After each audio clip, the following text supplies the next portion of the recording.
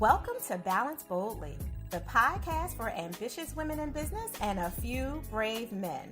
I am Naketa Thigpen, your host and balance and relationship advisor, partnering with you to change the narrative. We want to amplify the intimacy within your relationship so you can thrive and have freedom and flexibility and confidence for all that is in your work, your life, and your love. My personal mission for this and every episode of the Balance Boldly podcast is to serve you with the tools you need for moving beyond just barely surviving the burnout of work and life, over the narrow hills of imposter syndrome, and through the barriers preventing you from being and doing greater. As while we have season 13, people, we are in the throes of Mindset Matters. I'm so excited today to have you along this journey with me. And for those of you who have been following, you know we've had some phenomenal guests over the last few years and especially over the last few months. 2019 has been an incredible year of breakthrough experts coming to the Balance Boldly stage and just sharing with you their vulnerability, opening up the curtains and being honest about how they've dealt with all the things that we normally talk about on the show and a little bit more. So today I have a treat for you. I'm bringing another clinician to the house because that's what I love the most. I mean, you know, I love all people. I don't like all people, but I love all people. And I especially love extra awesome clinicians. So today I have with you Miss Barbara Cox. She's a psychologist and coach who writes about the power of feminine archetype to build community and increase personal intuition. She's creating lasting change in so many organizations. It's too many to list here. And she's been featured as an expert in so many publications, starting with Cosmopolitan, NBC News, Bustle, Euronews, as well as UNESCO's 2018 World Congress for the Organization of World Heritage and Cities, where she spoke on the psychology of building community in groups and cities. Pretty big topic, people. She's the author of a new and incredible book that I cannot wait for my personal signed copy of, called The Muse Process, Unleashing the Power of the Feminine for Success and Fulfillment. Needless to say, Dr. Cox is in the right space. Welcome to Balance Boldly. How are you today, Barbara? I'm wonderful. How are you, Naketa? Thanks for having me. You're welcome. I am incredible. I'm feeling really, really good today, and especially because I got you here with me, so I'm not always alone in my clinical mindset of how I'm always analyzing and sometimes over-analyzing everything. I hear you. I'm with you. We're together. Right?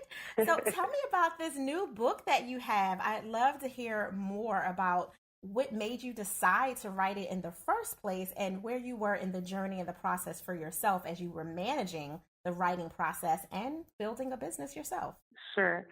And it really ties in with all you said in the intro. But basically, as I was working with clients over the years, seeing this whole issue of feeling an imposter syndrome and wanting to address that, because I went through graduate school. Heck, I got a PhD and I still have the imposter syndrome. I think everybody struggles with it. Nobody talks about it. So after I became a mom and I was trying to juggle work, life, building a business, and then working with my clients and teaching them what I learned in terms of work-life balance, I saw that they had kind of this internal critical voice, you know, saying you're an imposter, you can't do it all, you can't have a family, you can't have work all together and be happy. And I developed this process kind of haphazardly over 18 years to help them shift out of that. And then I boiled it down over a few years into 5 steps. And then I decided, hey, I'm going to write a book about this. So I wanted to help others get through the struggle I went through and some of my clients faster. So I feel like the book is like, here's a boiled down, here's 18 years worth of knowledge boiled down into a book with 5 quick steps, because I'd like people to get to that happy, balanced state quicker. Yeah. We're all in this together. Yeah, absolutely. The collective genius, right? Absolutely. Right. And research has shown that happy people breed happy people, that even if there was one study that showed, I don't know if you've heard of this one, there was a study that showed happy neighbors influence their other neighbors, even if they didn't know them, up to 1 kilometer away. So if somebody was about a kilometer away, they didn't know this happy person, they were statistically happier, even if they hadn't interacted. So there's something to do with social contagion, and I'd like to help the social contagion be positive and not negative, you know? Yeah, no, I never heard of that study, but it sounds absolutely correct. Just from, what I know about communal energy and all those different things that line up with that, that sounds phenomenal. And it makes me feel really good about being that sometimes annoyingly happy neighbor. You're like, how can you be so happy? Right. I can't tell you how many times, Barbara, people have asked me that, both in professional circles and, even going back to high school. It was like some characteristics just, you get wiser and you learn and you grow and have better boundaries. But some things are just innate. And I remember people being so annoyed with me that I was always smiling. They were like, why are you so happy? You can't possibly be this happy. And I'm like, well, actually, I'm just projecting the state that I want to be. Right. Because in high school, I wasn't very happy, but I really wanted to be a better person, better than my circumstances, better than all the multiple abuses and traumas that I was dealing with. I wanted something more for my life, right? So I stepped into it. Yeah, I can relate to that. Yeah, I was raised a Navy brat and we moved every year. So in high school, I had to start a new school every year. I went to 3 high schools. So yeah, I'm feeling left out and that whole, shy. And you learn that your mindset is everything. So just like you said, you smile, you project friendliness, and you usually get what you project. So yeah, I learned that early on. I'm with you. Absolutely. And I have to ask you, for all the ambitiously bold women in business and those few brave men that are listening that may not be familiar with, what is the feminine archetype and why does it matter connected to building community? Like, how is that going to help them be better at what they're trying to do in balance? Now, yeah, like, could you share more about that to help everyone really get that? Sure. I label that the feminine archetype, and it comes from more of the philosophy of life, the yin and the yang. So basically that I find that we have 2 different parts of us, the yin and the yang. Yin is like the softer feminine. Yang is the more active masculine. Does that make sense? Yes. And so we have that inside, internally, and each of us has these 2 sides or 2 archetypes or 2 ways of being that we can access, men and women. So it's not really based just on physical gender. It's really a way of being. And so what I see our society had done, at least in American society, and I'm kind of stereotyping a little bit, but we're overvaluing the yang, the masculine, the go-getter, like always be active, go, go, go. And I think that's a part of our Puritan heritage, which has pros and cons. It gets us building empires and building businesses, but then to the detriment and to the ignoring the feminine side, the yin side, the gentler, kinder part of us that we all have within us. That feeling of when you feel connection with somebody, when you want to give somebody a hug or you want to get a hug, you want to feel connected to other human beings.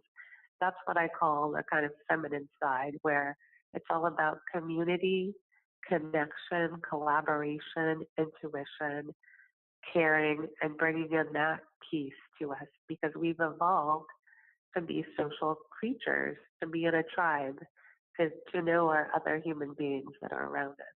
We really didn't evolve to be lonely and to be alone and to be isolated in a little, brick house by ourselves. We've evolved in a group, so we're really meant to connect. It's physiological, it's science. It's really, does that make sense?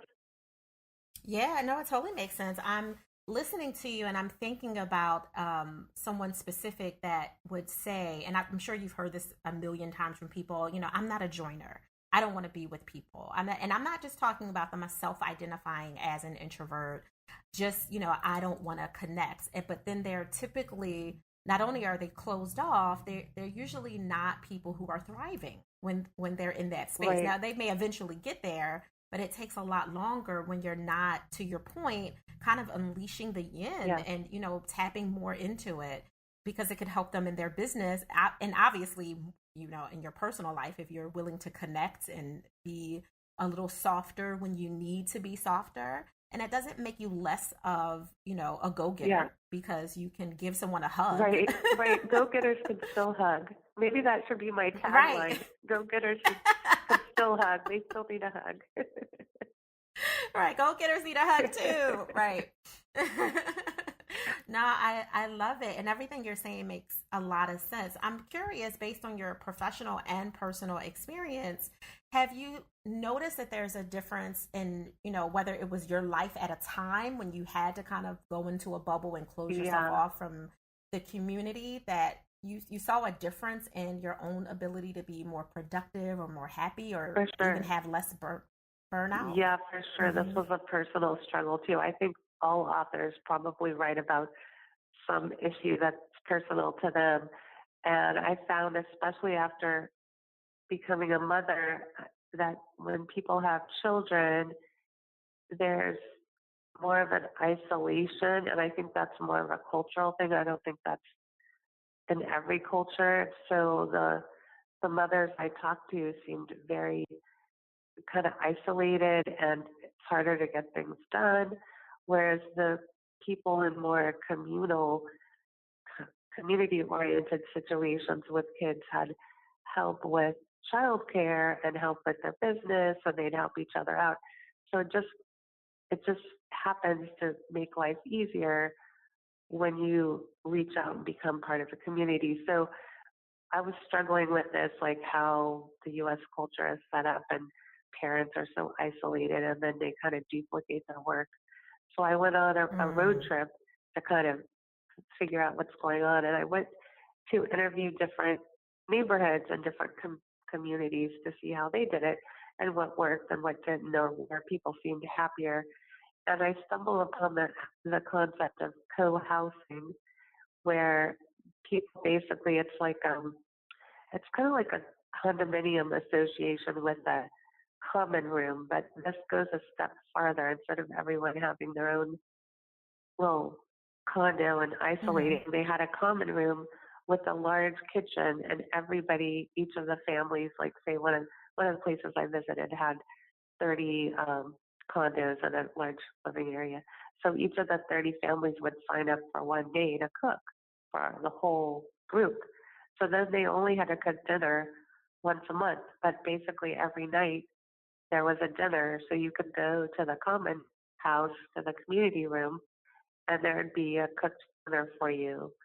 So you wouldn't have to cook dinner every night, but you'd have to cook once a month for the 30 people, or 30 groups, of there were various singles and families. And so it just cut down. I interviewed each of them, and they said it cut down on the amount of busy work, because then you don't, instead of cooking for maybe 2, 3, or 4 people, going to the store, figuring it out every night, you only had to do it once or twice a month for dinner. And they had breakfast and lunch on their own usually. But they said they also helped each other out with childcare, and they had a sign-up board. And some neighborhoods who aren't officially co-housing would do it that way too. They just kind of, let's get together and make a babysitter sign-up list, or rotate meals, or something like that, where it was more communal. And you don't have to be an extrovert. You had mentioned being an introvert, and sometimes I felt shy and been an introvert when I was younger. So it's more about finding, like reaching out for what feels comfortable to you.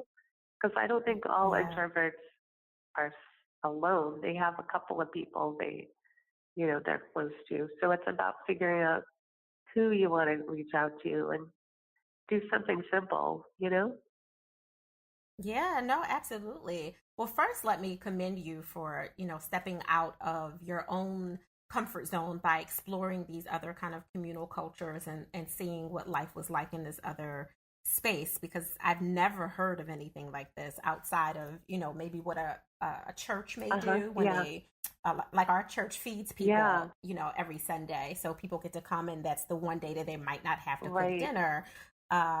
but it's not the same, obviously, as living in the same space and having that communal kitchen Well, and I'd say that opportunity to the share. energy is the same. It's still that feminine communal energy that I feel like is Yeah. reactivating. And I'm kind of here preaching, if you will, that people get back to more community, because the psychological research, I'm sure you know this, shows that when people are more connected to civic organizations, it can be anything, um, churches, temples, religious organizations, volunteer organizations, whatever resonates with their mindset and feeds their soul, when they're a part of a group like that, just like you said, joining a church or a group where you get together and on Sundays you have a meal, then it's one less thing you have to figure out. One less meal you have to cook for yourself. Sharing resources, it saves time. It's There's so much research that shows even when businesses instill more of a community mindset, it saves time. It's Mm-hmm. more productive. Yeah, no, that makes a lot of sense. And you're right, the energy from an energy to energy perspective, that is very much the same, regardless of, religious affiliation and whether it's residential or not. That's a really strong point. I thank you for that. Yeah. So I'm curious, you have a lot going on. You're a businesswoman as well, who's a coach, and now you have this new book that's Yeah. circulating and making waves. What do you do for yourself, Barbara, to give yourself permission to pause? That's a good question. Some days I think I'm still working on it, but this may sound a little shallow or vain, but I'm going to own it. I make regularly scheduled salon appointments and manicures. I'm a girly girl. I like being a girly girl. I get my hair done. I get my nails done. I have an hour to myself, and I try not to have the phone and the emails on while I'm doing that. So for me, that's kind of a meditative pause, self-care. And then I do try to meditate every day just to kind of clear my mind. And it can be as little as, 5 minutes. Just set a timer, turn on some music, go within. Doesn't have to be anything serious. But I do that just kind of clear my mind, clear for the day. Yeah, no, that sounds like a good pause to me. A little primp and pampering, plus, some meditation to bring you into a serene space, whatever that looks like for you. That sounds like a good, pause to Yeah, me. I'm all for taking a pause. Well, me too. And the more you and I get to know each other, the more you will see that I am 1,000% about that permission to pause life. Well, Naketa, people really, I think as we get older, I'm nearing, well, I'm not going to say it on the air, but I've been around for a few decades. I realize that, life is short and Yes. people start to pass away. And then when that happens, you're like, wow, what I used to think is really important, and all the titles and the emails, and did I get all these projects done? And then you say, how many days do I have really? What's important to me? And to make time for other people and what's fun. And then it's okay to have fun. That's one of my big messages too, is like, it's okay to enjoy your life. Yes, yes. And you should, because it does things for your For sure. endorphins and everything else that's going on. And I 1,000% agree with you. I'm a woman of a certain age as well. I'm a G bunny now, and I got two little people a year. Well, she's 15 months, and my youngest grandson is three and a half Oh, good months for now. you. And, thank you. And it's an interesting space to see yourself getting older. Your kids are getting older. They're producing Yeah. other kids. Like it does make you really look at what really matters, and for me, just not showing up isn't enough. How I show up matters a lot more.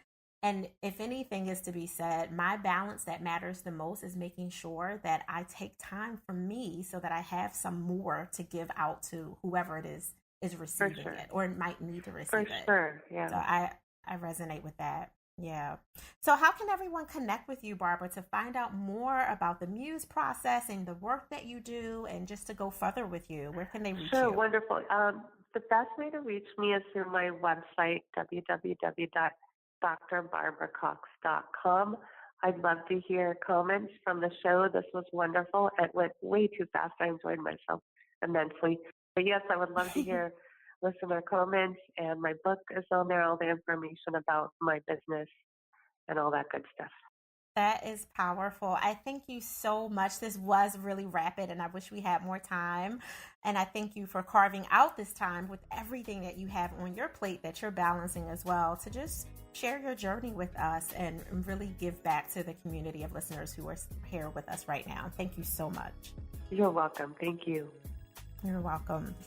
Balance Boldly listeners, oh my goodness, was that not good? Was it as good for you as it was for me? It was good, good, good. I'm so grateful for you for tuning in, for following us. Of course, as always, if you like what you hear on the Balance Boldly for Ambitious Women podcast, be sure to subscribe, rate, and share to make sure we can get all this good information to the other ambitiously bold and brave who want access to these valuable life, love, and business balance tools. If you want to connect with me, of course, you can get me at Ask Naketa on IG, Twitter, Facebook, and of course, you're always welcome to follow us on Think Pro Media at YouTube. Now go create your balance and create your joy, but remember to do it boldly. Thank you for listening.